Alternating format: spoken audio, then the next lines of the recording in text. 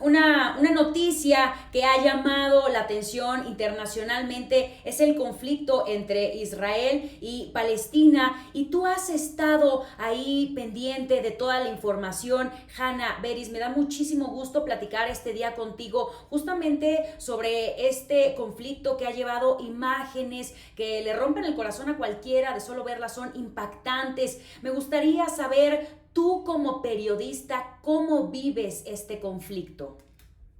Mara, ante todo, gracias por esta invitación. Espero aclarar algunas cosas. Yo quisiera, si tú me permites, ante todo aclarar que el conflicto no es entre Israel y Palestina, no que no hay diferencias y discrepancias a nivel político, por supuesto, entre Israel y el liderazgo palestino, de la autoridad palestina que está en Ramallah. Este es un conflicto entre Israel y la organización terrorista Hamas, que gobierna la Franja de Gaza, a la que se agrega, por supuesto, otra organización más pequeña, pero no menos problemática, por decirlo delgadamente, el Yihad Islámico, que también ataca a Israel. ¿Y por qué digo un conflicto entre ellos? Porque esto que llamémosle guerra, preguerra, operativo militar, ¿sabes? Hay diferentes terminologías que podríamos utilizar y la sensación en el terreno, por supuesto, es de guerra, eso es lo que cuenta para la gente que vive acá de ambos lados. Esto comenzó porque Hamas, sin previa provocación ninguna del lado israelí, comenzó a disparar misiles, cohetes es la palabra exacta, el lunes por la tarde a Jerusalén, la capital de Israel. No es que antes reinaba aquí la paz, ¿verdad? Y la tranquilidad. En las últimas semanas, Hamas tiró, como lo está haciendo hace 20 años, numerosos cohetes hacia las comunidades adyacentes a la frontera entre Israel y la Franja de Gaza, pero digamos que las últimas semanas fueron 40 cada tanto. Imagínate que uno acepte, ¿no?, que le tiren cohetes del lado vecino, 40 en 2 semanas, pero claro, comparado con otras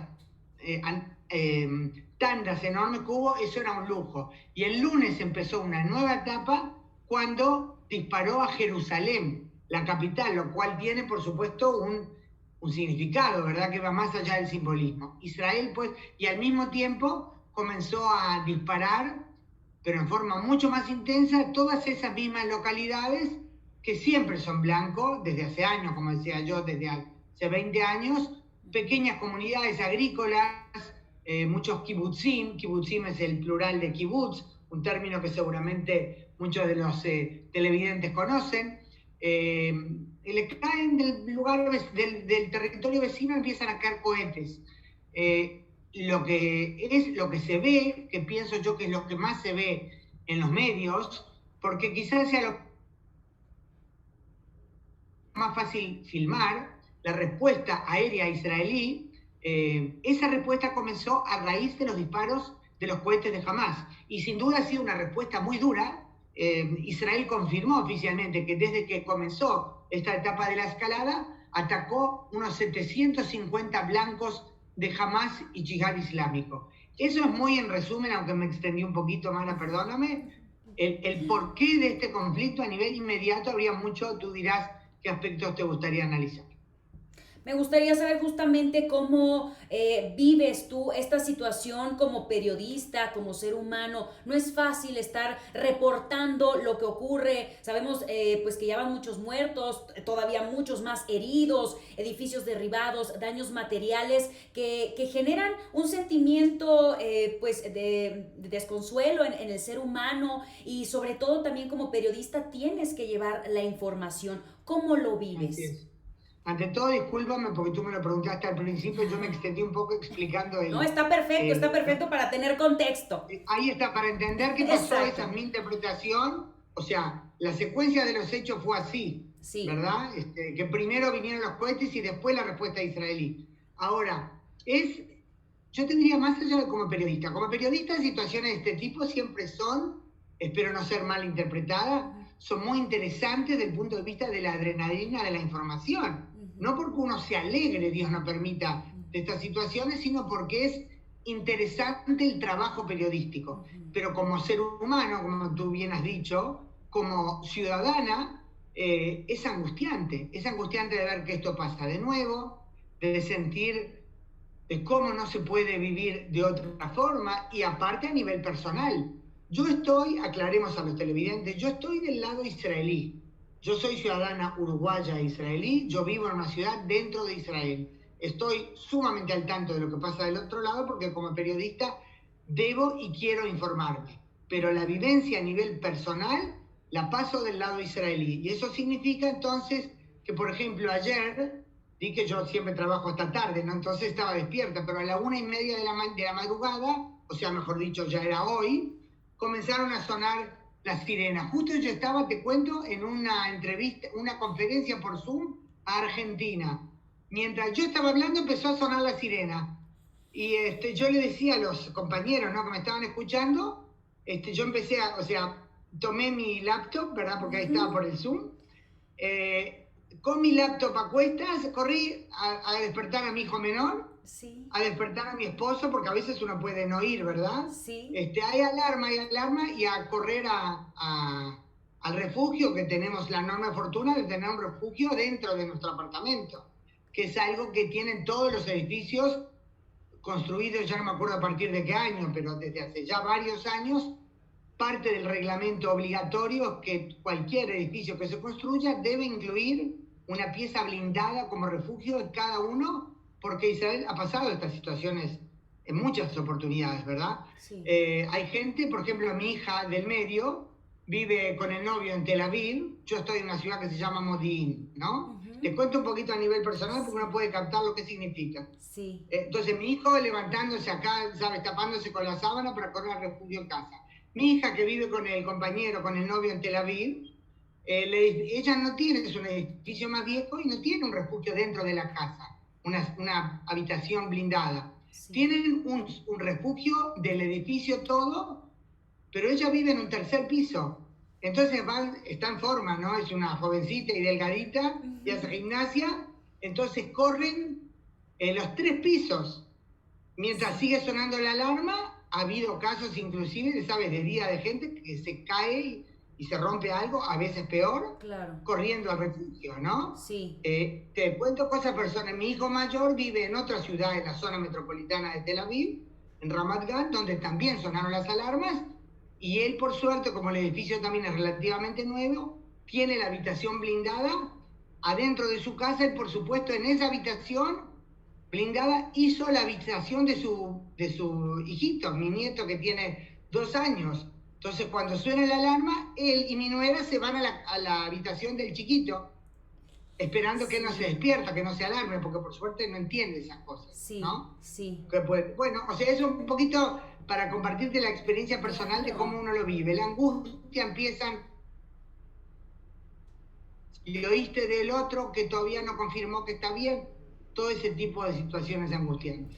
Cuando la alarma suena, ¿cuánto tiempo tienes para ponerte a salvo, para poner a salvo tu familia? Y una vez en el refugio, ¿en qué momento saben cuándo pueden salir?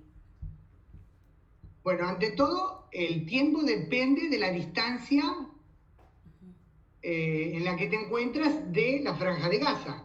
Las comunidades adyacentes, yo tengo amigos originarios de Uruguay, amigos de otros países latinoamericanos o israelíes nacidos aquí, que viven en un kibutz, por ejemplo, que está a 2,5 kilómetros de Gaza. O sea, ahí la alarma nunca puede, o sea, es muy raro que la alarma pueda avisarles de antemano. Les ha pasado que ahí no tiran los mismos cohetes que tiran acá donde vivo yo, a Tel Aviv, porque están cerca, que por ejemplo un mortero pueden tirar, es otro tipo de proyectil, ¿no? Pero ahí, claro, a veces cae el mortero y después, suena la alarma, tienen la alarma ahí, pero por la distancia a veces carece de sentido. En la ciudad de Sderot, por ejemplo, que está a muy pocos kilómetros frente a Gaza, donde anoche murió un nene de 6 años, en una tragedia doble cuando muere un niño, tanto israelí como palestino, pero en este caso él estaba con su mamá y su hermanita en el refugio. Y por alguna falla que están estudiando, por supuesto, los expertos, una esquirla de un cohete que cayó pegado a su casa logró penetrar la ventana del refugio blindado, que eso yo creo que nunca había pasado, y el chiquito murió, ¿no? Entonces en Sderot tienen 15 segundos para resguardarse, porque está muy cerquita. Yo me acuerdo una vez hace años que entrevisté a una señora mayor en un kibutz, el kibutz Ein HaShlosha. Una señora mayor que sabe, ya estaba con el andador, de muy buen ánimo, pero consciente de sus limitaciones. Y yo le pregunté, le digo, ¿y usted qué hace cuando suena? Me dijo, yo ni corro a ningún lado, no era religiosa para decirme me pongo a rezar. Pero dice, yo no, ni corro, si yo sé que no voy a llegar y me hace una muestra, me muestra como el andador, como diciendo, ¿cuán rápido puedo llegar? ¿No? Sí. En general pasa mucho. Ayer, por ejemplo, entrevisté a una pareja originaria de Uruguay, uruguayos e israelíes, que viven en la ciudad de Ashkelon, que fue uno de los principales blancos de los ataques de Hamas en los últimos tiempos. Él tiene 85 años, muy lleno de energía, muy sano por suerte, y la esposa 78, pero evidentemente no son jovencitos de 20 años.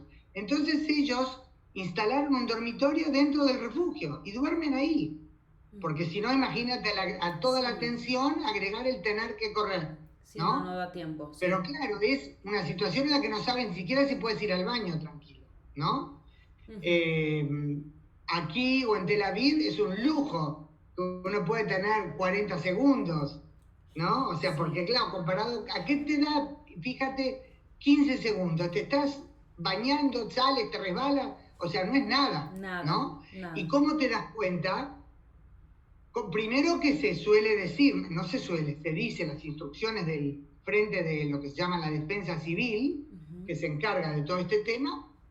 Hay instrucciones muy claras que se dan respecto a cómo hay que proceder, porque también puede pasar que uno está en la calle, ¿verdad? Y no tiene un lugar, un edificio con un refugio al que correr. Sí. Entonces las instrucciones claras y precisas, yo te lo comparto como si tú lo fueras a precisar, pero no para comprender lo que vive la gente. Sí. Las instrucciones claras son que si no tienes un refugio al alcance, y eso nuevamente depende de la distancia que estás de Gaza, para resguardarte con seguridad, entonces tirarte al suelo. O sea, tirarte y bajar la cabeza y protegerte la cabeza. A veces uno ve las filmaciones, gente que se queda sacando fotos o que está en cuclillas, de rodillas. No, hay que tirarse al piso, cuerpo a tierra, porque la enorme mayoría de las muertes son de esquirlas de un cohete. No es que el cohete te cae en la cabeza. Cuando el cohete impacta, salen despedidas numerosas esquirlas y alcanza una para matarte.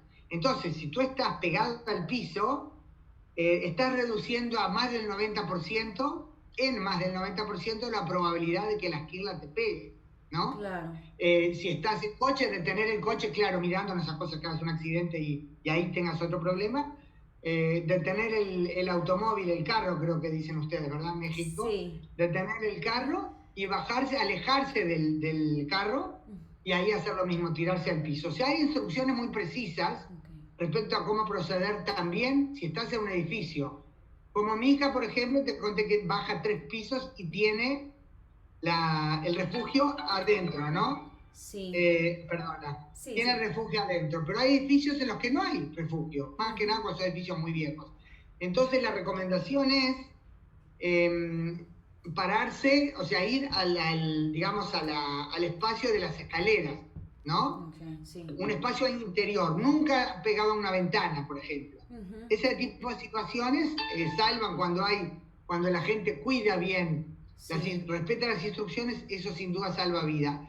Y se sabe que hay que esperar unos minutos para estar seguro de que no hay otro camino, pero lo que más claramente, digamos, nos da la certeza de que ya terminó es cuando oyes el estruendo, que es o el impacto, no siempre se puede distinguir, o el impacto del cohete, o el ruido que hace el sistema protector antimisil, esa maravilla que se llama cúpula de hierro, cuando intercepta el cohete en vuelo.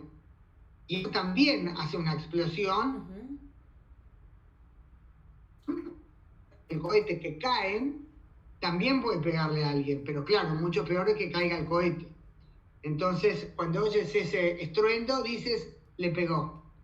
Claro, suena, pues no sé, tal vez bastante complicado adaptar la vida a estar con la angustia, con el miedo de que llegue a sonar la alarma, de no tener a la mano tal vez un refugio, un lugar seguro para pues la vida y para la vida también de la familia. Sin embargo, cada país tiene algún tema complicado. Me parece que entre México e Israel compartimos este miedo, sobre todo periodístico, de ejercer nuestro trabajo, de salir e informar, porque son los países donde más periodistas son asesinados por ejercer su profesión. ¿Tú tienes miedo? No, primero que te diré que aquí periodistas no son asesinados por ejercer su profesión. Puede haber un accidente en la cobertura, evidente, no, Okay. pero yo sé que ustedes lidian realmente con ese serio, o sea, ha pasado en conflicto, Sí, que uno es alcanzado por un balazo, sí, pero asesinados como parte, como cosas que pasan, como ¿verdad? algo Que directo, si no no. te toca detallar el mítico, claro, eso no, no diría que es un fenómeno de la cobertura. Yo sé que no estoy, en cuanto si hablamos de los misiles, por ejemplo, ¿no? No estoy, hoy Israel está al alcance de los cohetes, esta no es la Somodín, que está a medio camino entre Jerusalén y Tel Aviv, no es la zona más atacada. Claro, los que están en el sur, pero ante todo los ciudadanos, ¿verdad? Constantemente, cada 2 minutos suena la alarma, no se puede hacer nada. Pero claro, es un miedo, yo diría que va más allá ¿sabes? El incidente puntual que puede pasar ahora. Es como una angustia de ver cuando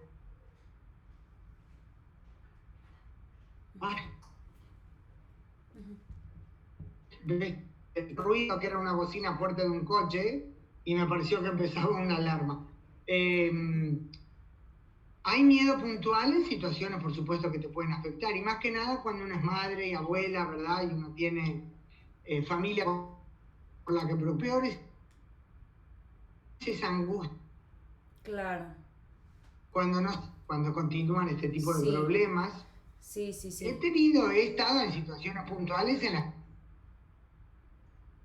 que sí pasé hace Sí, sí, hay años todo la este autoridad tipo de, palestina. todo este tipo de sentimientos que, bueno, la vida tiene que continuar, no puedes detenerte, no puedes detener a tu familia, Claro. tienes que seguir y pues eso es la mayor motivación, sobre todo la familia, ¿no? Para continuar. Hanna Beris, te agradezco muchísimo esta comunicación con nosotros, gracias por platicar este día, sobre todo tu experiencia viviendo allá, que pases un gran día y por supuesto que aquí vamos a seguir en ADN 40 pendientes de toda la información. Muchas gracias. Muy bien, gracias a ti, Mara, por llamarme. Espero